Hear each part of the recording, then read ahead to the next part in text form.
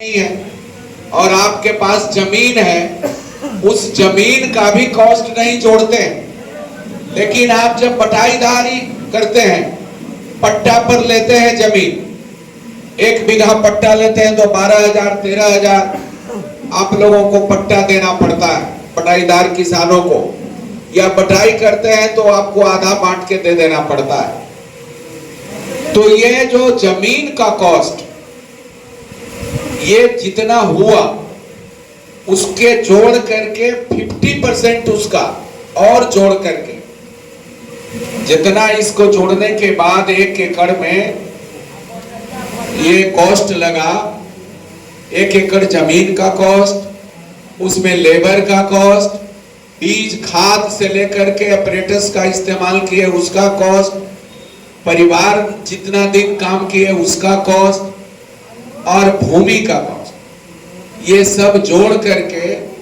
जितना उपजाने में लगा उसका 50% और जोड़ करके सरकार को कहा कि भाई इतना आपको एमएसपी तय करना हो, इतना एमएसपी तय करेंगे तब किसानों को लाभ होगा, अन्यथा लाभ नहीं होगा।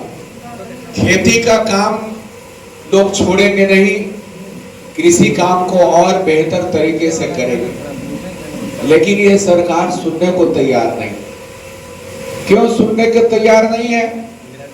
इसलिए कि उनके नजर में, केंद्र सरकार जो है उनके नजर में किसान का डेवलपमेंट करने का कोई योजना नहीं है।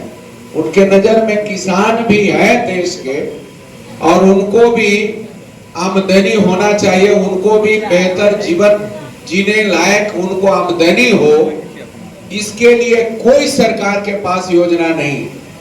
उनके दिमाग में केवल यही एक योजना है कि सरकार के नजर में मात्र 2-3 लोग ही हैं, कारपोरेट घराना के कुछ लोग हैं, उनको दिन रात, दिन दूना रात चौगुना कैसे आमदनी बढ़े, इसके लिए योजना सरकार बनाने को तैयार है।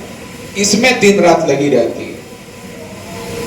इसीलिए देखिएगा कि बिना बहस किए हुए देश के ये पहला ऐसा मौका हुआ जहां गोदाम पहले बना और अडानी के निर्देशन में, उनके कथनानुसार, उनके इच्छानुसार, उनके जरूरत के अनुसार कृषि कानून में बदलाव बाद में हुआ। ये पहला बार हुआ है जो यहां तय कारपोरेट घराने के लोग किया।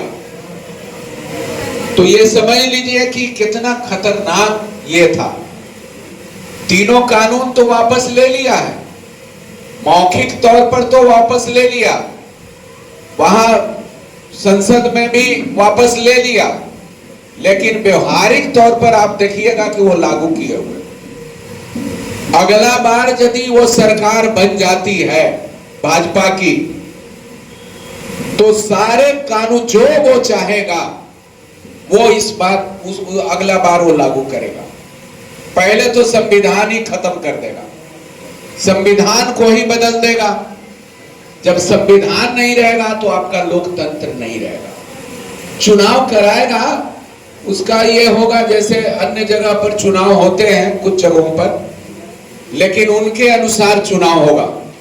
वो जो चाहेंगे, जिनको चाहेंगे वही जीतेगा, उनके अनुसार लोकतंत्र हो जाएगा।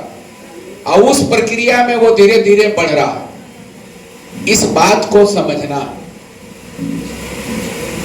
तो आज जब हम किसानों का सम्मेलन कर रहे हैं तो हम लोगों को एमएसपी लागू हो। एमएसपी है क्या भाई? सबसे मिनिमम सपोर्ट प्राइस, मिनिमम न्यूनतम समर्थन मूल्य। किसान जब उपजाते हैं तो न्यूनतम समर्थन मूल्य के लिए आपको लड़ना पड़ रहा है। इसके लिए भी लड़ना पड़ रहा है, लागू नहीं हुआ है। अब कारपोरेट और बड़े घराने पूंजीपति लोग जो प्रोडक्शन करते हैं, जो उत्पादन करते हैं, उनका क्या रहता है, वो लिखा हुआ रिटेल प्राइस में रहता है मैक्सिमम रिटेल प्राइस, उनका मैक्सिमम, हम लोगों का न्यूनतम में भी उनका अधिकतम सबसे ज्यादा।